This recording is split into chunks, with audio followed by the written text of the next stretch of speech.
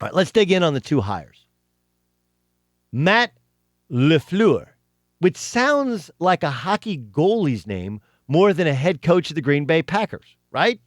Matt LaFleur is the new head coach of the Green Bay Packers, and if you're just joining us, Kliff Kingsbury is going to be the new head coach of the Arizona Cardinals. Both of these hires are going to make NFL people spin on their heads. I can't Matt LaFleur? Now, Matt LaFleur is young dude, former quarterback. My favorite part of my research in discovering Matt LaFleur was he was once the quarterback of the Omaha Beef. I love that. Matt LaFleur, quarterback for the Omaha Beef.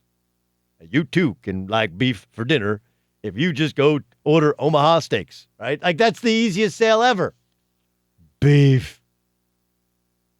How was what was the Jared? What's the guy who was the quarterback of Kentucky? Jared Lorenzen. How is Jared Lorenzen not the quarterback of the Omaha Beef? That's the easiest sale ever.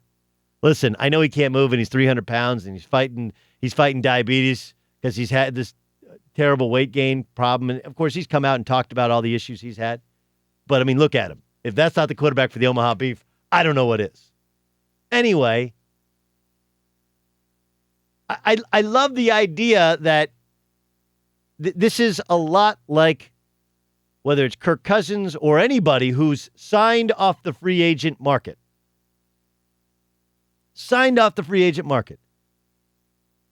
What happens immediately after they're hired is the pushback of, I can't believe you hired Matt LaFleur. He was coordinator for the Tennessee Titans, and their offense was ranked between 28th and 32nd in everything they did. Should be pointed out that no one knows if Marcus Mariota is any good. Should also be pointed out that team is built to run the football. And oh yeah, by the way, Mariota was hurt part of the year, and they were one game away from making the playoffs.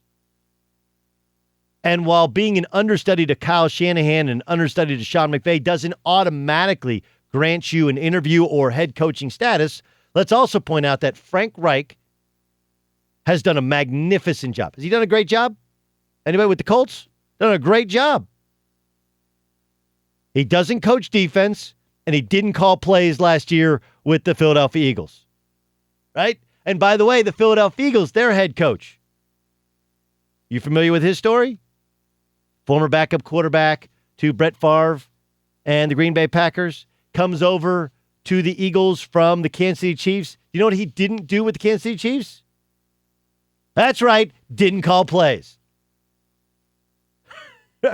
Matt Nagy. Matt Nagy could have been the coach, and I don't know if this has been reported. Okay, Chris Ballard's the GM of the Indianapolis Colts, right? Matt Nagy was actually the first choice of Chris Ballard because they worked together in Kansas City, and their sons were on the same AAU team, and they are best friends. They are very close friends. Matt Nagy chose the Chicago Bears instead. One reason was he didn't know about Andrew Luck, and he felt great about, they all like Mitch Trubisky when they evaluated him coming out of college. So he took the job. But you know what Matt Nagy didn't do in Kansas City? Didn't call plays. So this idea that you're like, well, you have to have had some sort of success as a head coach. If you had success as a head coach, you'd probably be, wait for it, a head coach in the NFL. Right? And the only guy who's been a success as a head coach who's out there, or two guys maybe who's out there on the market, one is Jim Caldwell, was fine. You know, he was fine with Detroit. Fine. He was fine with Indy, but everyone in Indy gives credit more to, you know, the sheriff who was the quarterback. Jim Caldwell is utterly unoffensive, but not exactly inspiring.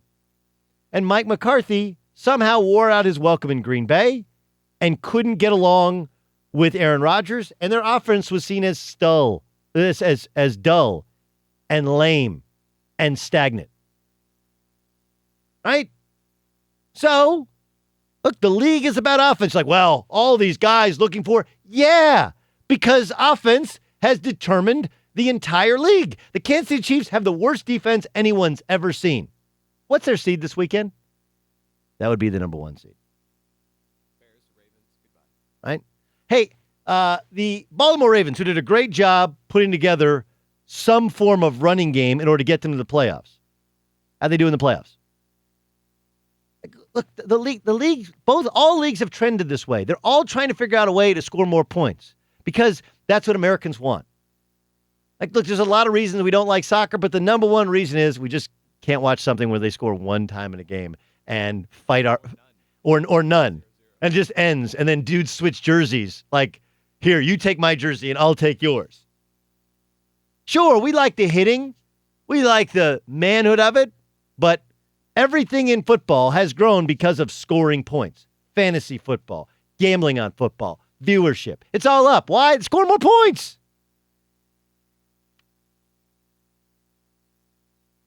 And if the way to get more people to watch your games and the way to win games is both with offense, why don't you go and find the best offensive guys? And then you find somebody to coach the defense. Sean McVay doesn't coach defense.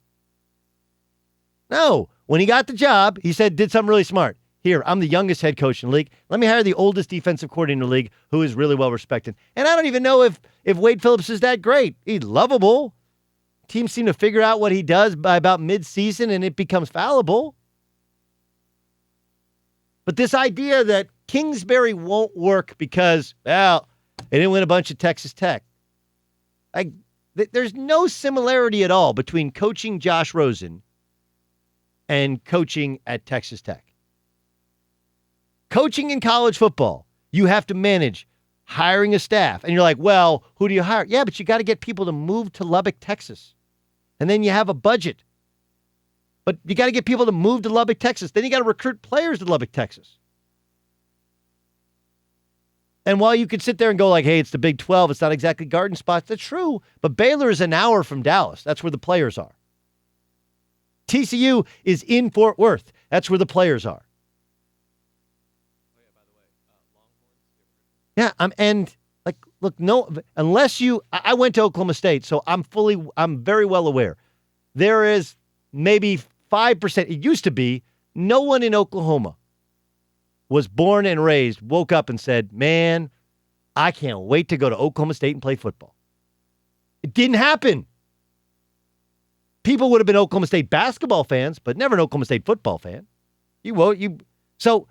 Unless, of course, your parents were Oklahoma State alums. That's it. And that's the same thing with Texas Tech. Unless you're from Lubbock, you're from West Texas, and you don't want to move away from home. Like, do you know how hard that job is? And you could sit there and tell me that, hey, listen, Mike Leach won there. When Mike Leach won there, the league was different. Baylor was crummy. TCU wasn't in the league. It was a completely different league. And Mike Leach is a really good college football coach who'd probably be a good NFL head coach. Probably would. Probably a little too off for grown men. But he might be a little bit too off, maybe a little bit too smart, a little bit too sarcastic. The job of a head coach is to coach what they know and hire people to coach what they don't, and then to lead men. That's it. Those are the two jobs. You can be cantankerous with the media and nobody cares. Don't believe me? Bill Belichick. It doesn't mean it doesn't help and you could get a little, but like Sean McVay he comes across as great, but listen to Sean McVay's bites. They're all exactly the same. He's a robot with the media. He's not giving you anything. The job of a college football coach is to recruit, to manage the egos of the donors. Oh, yeah, by the way, you got parents to worry about, as well as their handlers. And then you got academics. And then you have your staff. And then you have your training staff. You have the NCAA rule book. You're working for somebody in the athletic department and working for a president who may or may not have hired you. You got to raise money for the school. You have to represent the school in a bunch of different ways.